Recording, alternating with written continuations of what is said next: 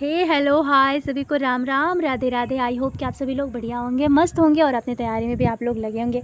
और अगर आप लोग सोच रहे हैं कि नोटिफिकेशन नहीं आएगा तो आप लोग सुने होंगे, न्यूज़ भी देख रहे हैं। बड़े बड़े यूट्यूबर के जितने भी यूट्यूब के बड़े बड़े टीचर हैं वो सब लोग से आपके सीटेट सेंटर पे भी गए थे। वहाँ पे जो इन लोग का रियल जो आप लोग सुने होंगे कि जो इन लोग का सेंटर था वहाँ से हट के दिल्ली में गया, तो वहाँ शिफ्ट होने में टाइम लगा है। इसी की वजह से जो है नोटिफिकेशन नहीं आया है। तो आपके जुलाई अगस्त सितंबर तक आपके देखिए नोटिफिकेशन कभी भी आ सकता है। और ये सितंबर लास्ट तक बोल रहे हैं लोग एग्ज़ाम करा लेंगे। तो अगर आप लोग नहीं लगे हैं तैयारी में, लग जाइए और मेरे भी क्लास में थोड़ा 5 से 10 मिनट अपना दे दीजिए। मैं फुल कंटेंट जितना भी, देखिए यहाँ पे आप लोग टॉपिक देख सकते हैं। पर्वतारोहण बछेंद्री पाल, आपके गोलकुंडा ज़िला, आपके नीरज चोपड़ा से आपके जितने भी बछेंद्री पाल हुई, सुनीता विलियम्स हुई, चाहे कर्णम मलेश हुई, इन सब पे टॉपिक पे क्वेश्चन आते हैं। अगर आप PYQ देते होंगे तो मैं फुल कंटेंट आपको देने की कोशिश करती हूँ। तो थोड़ा पेशेंस बना के मेरे वीडियो में भी एंड तक बने रहा करिए। और हाँ, एक चीज़ और, अगर आप लोगों को वीडियो पसंद आता है तो अपने फ्रेंड्स में भी शेयर कर दिया करिए। चलिए यहाँ पर स्टार्ट करते हैं, ठीक है। और अगर नहीं लगे हैं तो लग जाइए, वैसे भी अब टाइम नहीं है आप लोग के पास। हाँ, टेकला गांव जो है 1600 मीटर की ऊंचाई पर है। पर्वत चढ़ते समय हमारे शरीर का कोण कैसा होना चाहिए, तो याद रखिएगा 90 डिग्री का कोण होना चाहिए। पीठ जो है सीधी होनी चाहिए। और बछेंद्री पाल कब गई थी आपके माउंट एवरेस्ट पे, तो याद रखिएगा 23 मई 1984 को गई थी।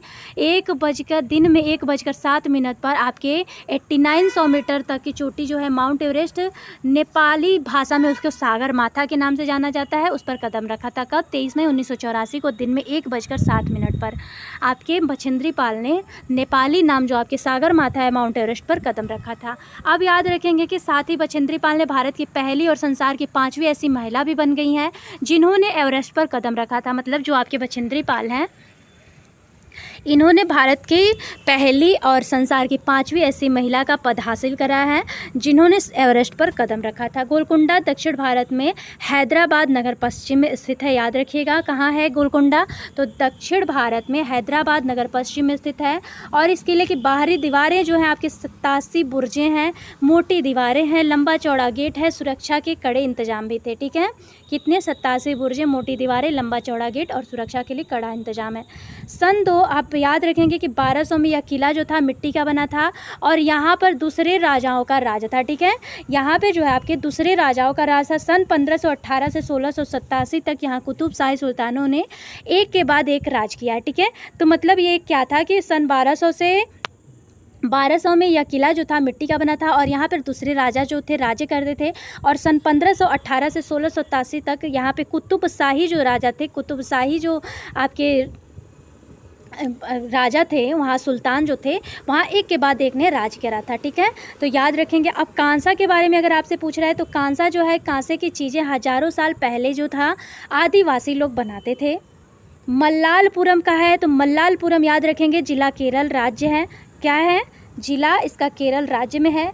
आसमान तारे क्या हैं, तो आसमान तारे, चांद, सूरज, ये सब आपके अंतरिक्ष में है। ठीक है, और ये सुनीता विलियम्स को आप लोग देख रहे हैं। अभी सुनीता विलियम्स आपकी आई थी आपके 5 जून 2024 को, और लौटी कब है, तो अभी आप लोगों ने सुना है गुड न्यूज़, 18 मार्च को ये सही सलामत आपके 18 मार्च आपके 2025 में ये सही सलामत आपकी आ गई हैं। ठीक है, तो सुनीता विलियम्स पृथ्वी से 360 किमी दूर आपकी सेफ शिप में गई थी। सुनीता बताती हैं कि अंतरिक्ष की कुछ मज़ेदार बातें, हम एक जगह टिक कर तो बैठ ही नहीं सकते, यान में एक जगह दूसरी जगह तैरते हुए पहुंचते हैं। ये पानी भी एक जगह टिका नहीं रहता है, वह भी बुलबुलों की तरह इधर उधर उड़ता फिरता है।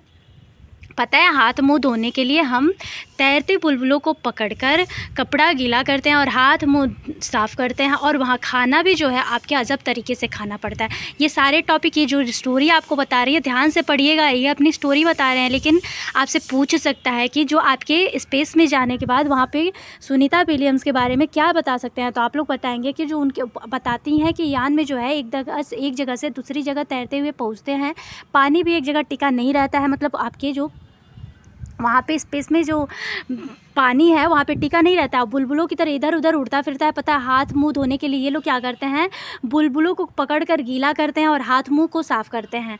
वहाँ खाना भी अजब तरीके से खाना पड़ता है। सबसे ज़्यादा मज़ा तब आता है जब हम सभी उड़ते हुए खाने वाले कमरे में जाते हैं और उड़ते हुए खाने के पैकेट को पकड़ते हैं। अंतरिक्ष में मुझे कंघी करने की ज़रूरत ही नहीं पड़ती थी, बाल हमेशा ही खड़े रहते, चलना पाना, हर समय तैरते रहना और हर काम अलग तरीके से करना, यह सब करने की आदत डालना नहीं था। एक जगह टिक कर काम करना हो तो अपने आप को बेल्ट से बांधो।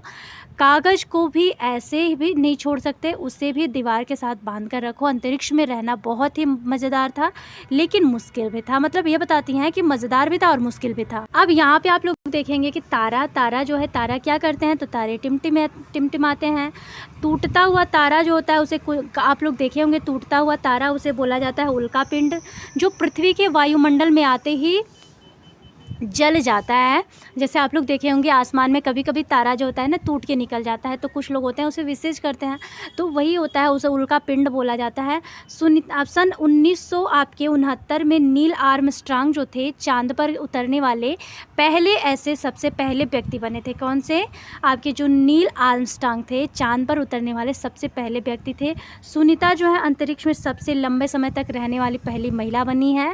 और आपके आर्मस्ट्रांग जो थे 1969 में चांद में उतरने वाले सबसे पहले व्यक्ति थे। सुनीता विलियम्स से पृथ्वी को देखकर कहा कि यहाँ से अलग अलग देश नहीं दिखते, यहाँ ये लाइनें तो कागज़ पर ही होती हैं। जो आपके जो सुनीता विलियम्स बताती हैं अंतरिक्ष से कि वहाँ पर से मतलब अलग अलग देश नहीं दिखता है, यहाँ लाइनें तो कागज़ पर ही होती हैं। मुंबई भारत का सबसे भीड़ भाड़ वाला शहर है। मुंबई क्या है, तो आपकी भारत का सबसे भीड़ भाड़ वाला शहर है। मुंबई से दिल्ली पहुँचने के लिए महाराष्ट्र, गुजरात, राजस्थान जैसे कई राज्यों को पार करना होता है। ठीक है, मुंबई से दिल्ली की दूरी जो है आपकी 1400 किमी है। पहाड़ों के कारण जो है जम्मू कश्मीर की सड़कें जो होती हैं कठिन होती हैं। लेह लद्दाख क्या है, तो लेह लद्दाख तक पहुंचने के लिए जम्मू और कश्मीर को पार करना पड़ता है। लेह लद्दाख के बारे में अच्छा एक चीज़ और आप लोग याद रखेंगे, लद्दाख में ना एक पश्मीना शॉल मिलता है। ठीक है, याद एक मिनट, देखिए यहाँ पे जो होता है ना एक भेड़ मिलती है जो होती है आपके, उसे पश्मीना बोलता है और पश्मीना शॉल भी इसका बनता है। ठीक है, जो बहुत गर्म होता है, आप लोग देखेंगे तो बहुत, और इसकी कीमत बहुत ज़्यादा होती है। तो जो आपके लेह लद्दाख है, जो जम्मू कश्मीर है, यहाँ पर पहुँचने के लिए आपके कश्मीर को पार करना पड़ता है। और पश्मीना शॉल आप लोग याद रखेंगे, यहाँ का फेमस शॉल अगर पूछेगा तो पश्मीना शॉल है। ठीक है, तो यहाँ के बुनकर लोग खुद उसके भेड़ का बिनते हैं और ये महंगी दामों में बेचते हैं। ठीक है, पहाड़ी इलाकों में लोग जो होते हैं नायलॉन के टेंट का इस्तेमाल करते हैं। लद्दाख को ठंडा रेगिस्तान भी कहा जाता है। और लद्दाख में आपको लकड़ी के घर, ढलान वाली छतें और बर्फ़ से ढके हुए घर दिखने को मिलता है। ठीक है, क्या जो लद्दाख है, लद्दाख का घर पूछता है, मनाली का पूछता है आपसे, हिमाचल का पूछता है, राजस्थान के बारे में पूछेगा आप लोगों से, इसलिए ये सारे टॉपिक ध्यान से देखते चलिएगा। कैसा लद्दाख में घर कैसा होता है, तो आप लोग याद रखेंगे कि लकड़ी का घर होता है, ढलान वाली छतें होती हैं और बर्फ़ से ढके हुए घर दिखाई देते हैं। मनाली क्या है, तो मनाली आपके हिमाचल प्रदेश में है। ठीक है, एक सेकेंड। लद्दाख जो है ऊंचा, सूखा और सपाट है, जिसे ठंडा और मरुस्थल कहा जाता है। लद्दाख में बहुत कम वर्षा होती है। लद्दाख क्या है, तो ऊंचा, सूखा और सपाट है, जिसे ठंडा मरुस्थल कहा जाता है। लद्दाख में बहुत कम वर्षा होती है। लद्दाख में ऊंचे बर्फ से ढके पहाड़ और ठंडी सपाट ज़मीन होती हैं। सूखेपन की कई पौधे और पेड़ पत्तियां जो होती हैं नहीं उगते हैं। लद्दाख में जुले जुले का अर्थ होता है स्वागत। मतलब वहाँ पे क्या होता है ना, लद्दाख में जाने पर वो लोग क्या करते हैं, झूले झूले, तो मतलब झूले झूले का अर्थ होता है मतलब स्वागत है आपका। ठीक है, लद्दाख में बने घरों की खासियत जो होती है, यह 2 मंजिले की होती है। घर पत्थरों से बने होते हैं जो एक के ऊपर एक रखे होते हैं। दीवारों पर मिट्टी और चूने की मोटी परत चढ़ाई गई होती है।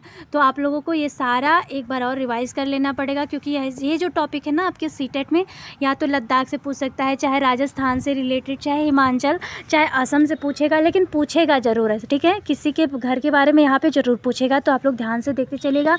और मैं क्लास यहीं पर आपका स्टॉप कर रही हूँ। अगर वीडियो पसंद आता हो तो please like, share and subscribe कर दीजिएगा।